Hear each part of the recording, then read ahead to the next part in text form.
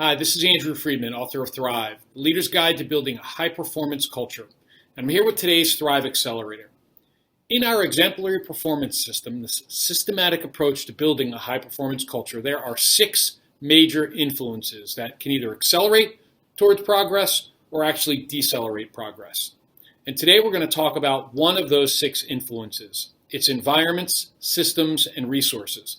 Now, it's important to remember that in any high-performance culture, it all starts with having a crisp and compelling, a very clear vision of success, where the organization is going, the purpose of the company, along with some very clear foundational values that govern and guide the way that we think and we behave. In between the vision and the values, it's critical to also have very clear strategies, goals, and tactics that pave the path of how we're going to get from where we are and move closer towards that vision, bringing that vision to life. When we've got those fundamental building blocks in place and we think about the influence of environments, systems, and resources, here's a few things that are really important for you to remember. 1, when we talk about environments, we are in fact talking about physical environment, but you're also talking about culturally. What's the environment like? What's the energy like? What is the ability for people to raise conflict or to debate issues at the peer level, from boss to supervisor, from supervisor to boss, right? So you want to think about environments. Are you creating an environment that aligns to people's ability in being able to execute successfully against the goals, the strategies, and tactics that connect to the vision?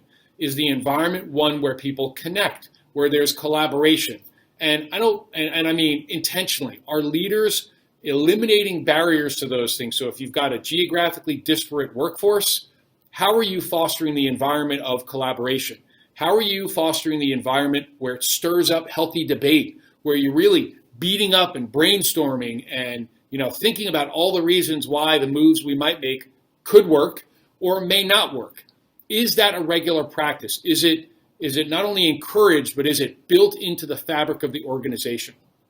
The physical environments, if you do actually have physical space, is the office set up and conducive to having people connect and to collaborate and to discuss and to have the kinds of conversations they need to have to really make the progress that you need? So that's environments.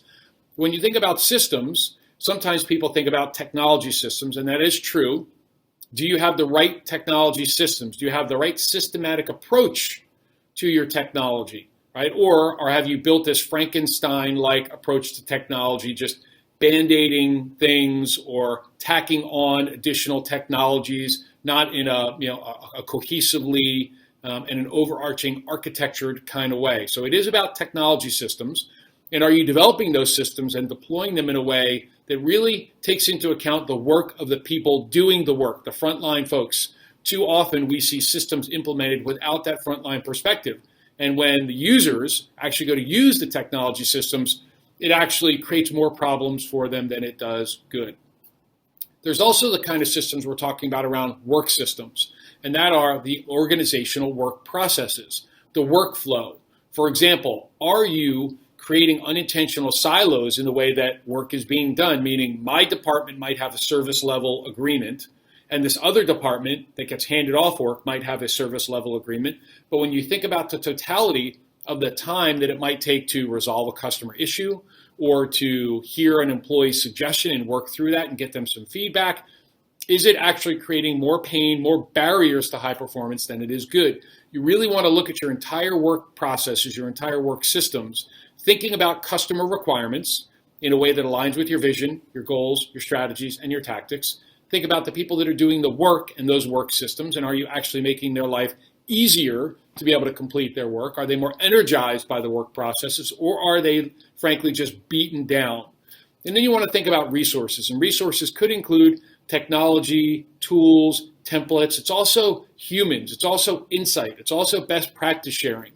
Are you setting these things up in a way where they, number 1, exist, 2, where they're easy to find, 3, where they're often updated and updated by the people who are doing the work, that oftentimes your best people, they're finding hacks and workarounds and better ways to do the work that they're doing. So this is the influence that we're talking about: environments, systems, and resources. And as this accelerator, as you watch this, we really want you to consider Do you have these things in place, or is this influence out of alignment with the goals, the strategies, the tactics, and the ultimate vision that you have?